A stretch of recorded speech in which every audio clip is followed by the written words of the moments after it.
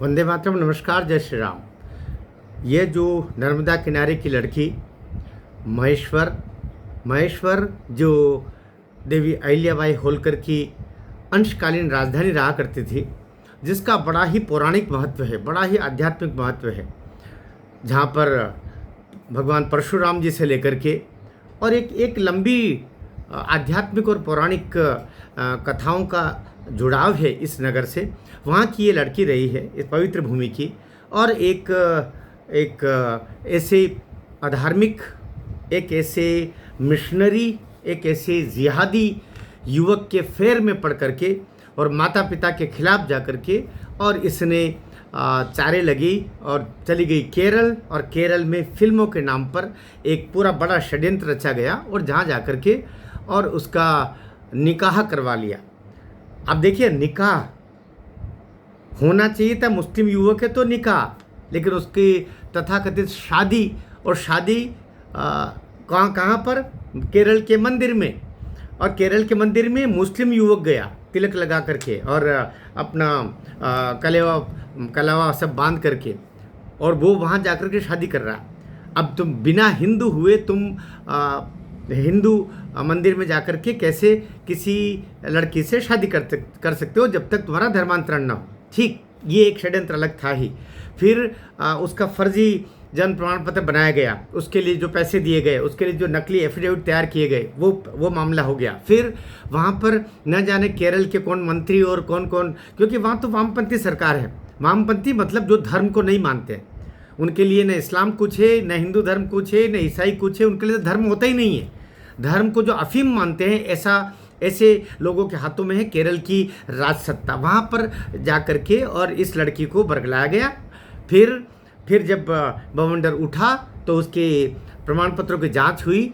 जो हमारा अखिल भारतीय जो राष्ट्रीय अनुसूचित जनजाति आयोग है और उसके प्रमुख अंतर सिंह आर्य, उनके द्वारा सब जांच बैठाई गई, तो पता चला कि वो तो अभी 16 साल 2 महीने की थी जिस समय उसकी तथाकथित रूप से निकाह विवाह जो भी कह रहे हैं वो हुआ। अर्थात जिन्होंने ये शादी के समय उपस्थित हुए, जिन्होंने वहाँ का जो तहसील कार्यालय था जहाँ पर केरल में इसने तिरुवनंतपुरम में जहाँ पर भी इसने अपना पंजीकरण कराया, वे सारे अधिकारी, सारे लोग जो विवाह में सम्मिलित हुए, और जो ये फरमान खान है, ये सब शिकंजों में जाएंगे। ये सब 120B के तहत तो है ही, साथ ही यह लड़की अनुसूचित जनजाति की पाई गई है तो एट्रोसिटी एक्ट के तहत भी जाएंगे, और साथ ही बलात्कार, षड्यंत्र, और उसमें ये एक लंबी सूची जुड़ेगी जिसके तहत ये सब अंदर जाने वाले हैं। अब बात चलती है कि एक हवा उड़ा दी गई कि ये तो मर गई, ये तो मर गई। अब फिर ये निकाला गया कि वो जो जिसने वो वायरल किया, वो तथाकथित जिहादी मानसिकता के व्यक्ति का ही कोई न कोई दूसरा रूप होगा। उसका उड़ा दिया गया कि ये तो आई थी और पुष्कर से गायब हो गई, मैं ढूंढ रहा हूँ। वो वीडियो ही फर्जी है जो वायरल किया गया। ये एक अलग प्रकरण। फिर उसकी तहकीकात की गई, फिर ये पता चला कि नहीं, वो तो दर जीवित है और वो फर्जी है। फिर चूँकि यहाँ पर एट्रोसिटी एक्ट के तहत उसका महेश्वर जो खरगोन ज़िले की तहसील है, और खरगोन ज़िले में उसके खिलाफ FIR और एट्रोसिटी एक्ट के तहत भी FIR हो गई। फिर बलात्कार और ये सब प्रकरण भी, क्योंकि जब तक लड़की या लड़का बालिग नहीं होते उसके माता पिता के द्वारा की गई शिकायत मान्य मानी जाती है। ये सवाल आएगा ना कि उसने तो विवाह कर लिया, उसने तो तथाकथित रूप से निकाह कर लिया, तो अब तो वो पति पत्नी नहीं, वो बलात्कारी है। इसलिए कानून की दृष्टि में फरमान बलात्कारी है। कानून की दृष्टि से वो उसका किडनैप करने का दोषी पाया जाएगा, अपराधी पाया जाएगा। तो किडनैपिंग की धारा, बलात्कार की धारा, एट्रोसिटी एक्ट की धारा, इन सब के तहत उसके खिलाफ कार्रवाई संगीत कर दी गई है। वो सब आगे बढ़ रही है। ये चूँकि इधर तो कोई संभव नहीं था, तो केरल के कोर्ट में जाकर के और इसने अपनी एंटीसिपेटरी लेने के लिए गया। इन दोनों ही गए, बल्कि कहा गया है कि दोनों ही गए। लेकिन दोनों ही फर्जी माने जाएंगे। यद्यपि भले ही एंटीसिपेटरी बेल इस आधार पर केरल कोर्ट ने दे दी कि इनका विवाह का पंजीकरण का कागज दिया और आधार की कॉपी दी और जन्म प्रमाण पत्र दिया। जन्म प्रमाण पत्र भी फर्जी है, आधार की कॉपी भी उस आधार पर फर्जी है, क्योंकि उस पर जो जन्म तिथि दे रखी है वो अलग है। तो इस आधार पर संदेह का लाभ देकर के एंटीसिपेटरी दी है हाईकोर्ट केरल के द्वारा। अब इसके लिए तय बात है, मध्य प्रदेश सरकार सुप्रीम कोर्ट जाएगी और जाना ही चाहिए।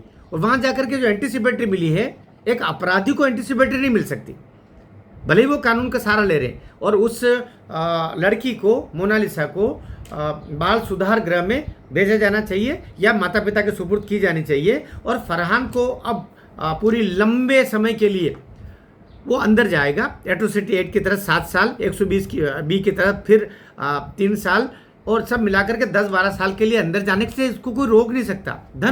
जिन लोगों ने भी इनका साथ दिया है वे सब लोग भी अब अंदर जाएंगे। इसलिए मामला हो गया है, बड़ा मामला हो गया है। ये कहते हैं ना कि मोनालिसा बोली थी कि भगवान कृष्ण की जाति और धर्म कब पूछा था राधिका जी ने।